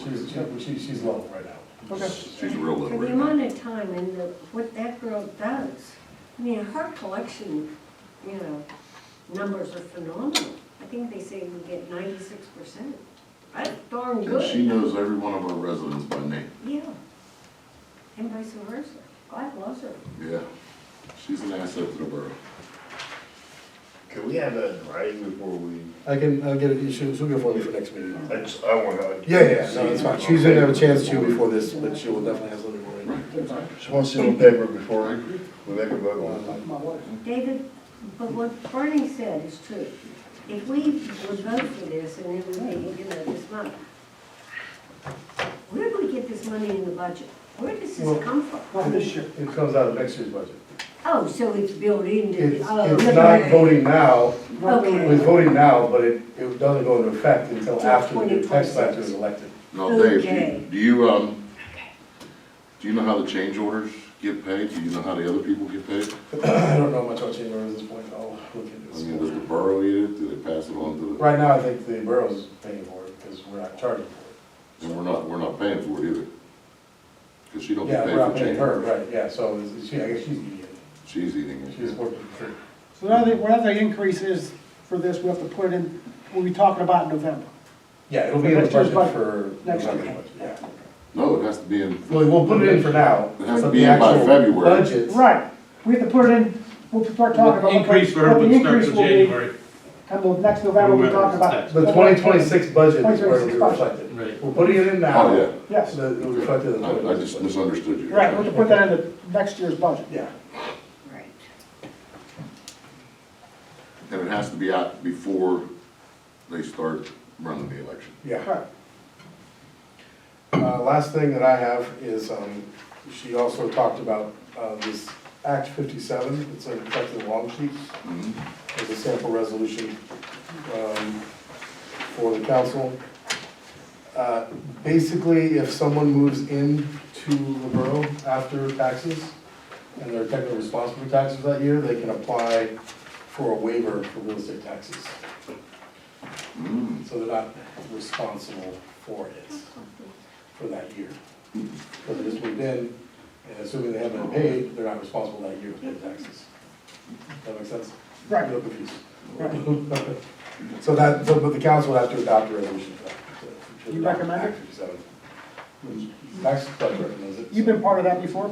No, No? no, tax collector recommends it, but I don't know enough about it right now. We can ask Greg. I'd like to speak to Right. Greg. So if you buy a house, at what date? It's a new law that went into effect in 2022, actually 2023, so it's brand new. Requiring taxing districts that impose taxes on assessed value of real estate, real property, to adopt a resolution or ordinance within 90 days of the effective date of the act. Okay, and then, I don't know the specific parameters of when you have to buy it by, to be able to apply, but I'll have better information next week. Okay. But that's something we should discuss further. Is that something they were saying about that newcomer's tax where people don't get hit? That's probably. Like, you know what I mean, you buy, your house is assessed for 80, you buy a house for 180 now, you don't get hit. Yeah, I think that's what it is. Okay, so it's like the newcomer's tax. Yeah. Sounds kind of fair. Right, A lot of people are complaining about it. right. Yeah, so that's what the tax collector recommended to adopt. That's all I have. So we do it, but is the school district going to do it? I don't know. Because they're the ones that usually file the appeal. You might have to get 2 of the 3 taxing parties to agree. Like usually, never something like that. I don't see how you could have 1 and not the other 2, right? Depends when you buy it. You buy it, the taxes are due for the borough early, they're due for the school later, so if you buy it, when you buy it. I don't know, never prorated, so they're gonna prorate it. Anything else? I have nothing else. You got any old business? No? Remark from the good of the borough? Yeah, Go ahead. next Monday night, national championship game, go Irish. Any public comments? Mr. Hanna? We'd love to. Few things. The actual Act 57, the purpose of Act 57 waivers is to authorize the waiver to certain charges and penalties for taxpayers who fail to receive a tax notice during their first year of occupancy. I didn't get one, okay? This means that if the property owner did not receive a written notice for real estate taxes, they can apply for a waiver to avoid penalties, interest, and additional fees. This is right from the state. To qualify, the property owner must specify the conditions such as testing under this and this and that and that. And there's a whole form that the person has to fill out. You would have to approve that that could be the case. We probably should have the solicitor look at that. That becomes a battle, because one says, I know a person that happened to, they never received a bill from the taxing body. And he went to them and said, I never received a bill, and he appealed it to the higher ups, and they made him pay anyway. Yeah, there's a form and everything. The best thing to do is to have the solicitor look at it. Is that an individual basis? Yeah. Okay. It would seem. So, again, good thing to have the solicitor look at it. Yes. Okay, the stormwater presentation, just a couple things. I thought, first off, I don't work for these folks. However, you probably will think I will when I'm done.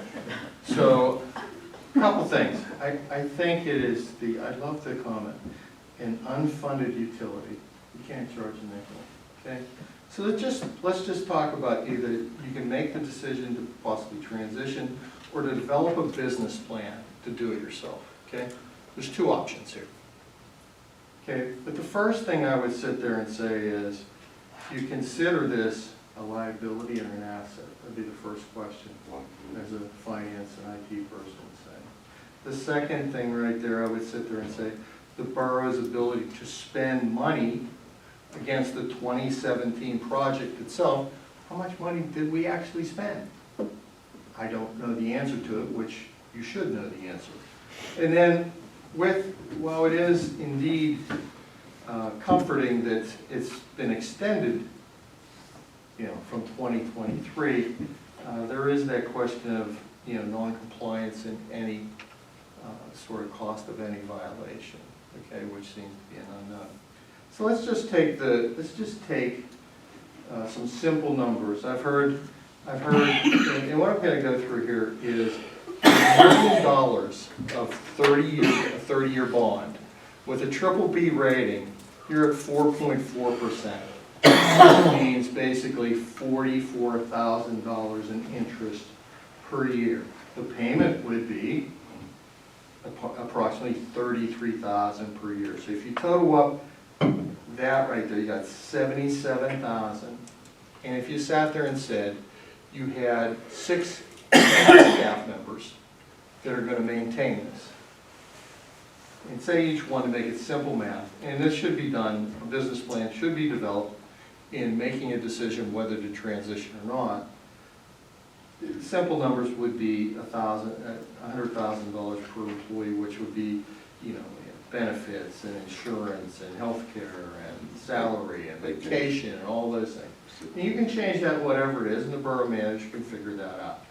But basically, that's gonna add about $700K in expenses in the budget per year. And being that you were a little over, we'll just call it 12 million this year, to make it a simple number. You can see very quickly that that 700,000 is a pretty large number. Now, most of that is staff, but that's only sitting there and saying that $1 million is required in capital investment. That's per million. So whatever you need, okay, in capital equipment, now that doesn't include materials on top of it, okay? Unless you can capitalize, you can capitalize things right there that have a life cycle of typically over 1 year. In your case, you would go to generally accepted accounting principles, and you would look at that. And, or, a tax attorney or a CPA could tell you exactly what that is. But I think it makes sense right there to develop a business plan to see what makes sense, okay? Pro or con, however you feel about it, you need good data to make a good decision. In reference to finance itself, the signing of the checks itself is the control mechanism that your auditor would definitely ask, okay? That's not finance, that's a control mechanism. Monthly, and you can look at some of the old finance reports, and the simplest thing to do, okay, to keep on track is to compare your budget to actual and monthly, and then your budget to actual year to date, the balances of your major accounts, your cash flow forecast, and especially in the first 5 months of the year. Your cash flow is very important because previously we had to get a tax allocation note out, which gave us the money.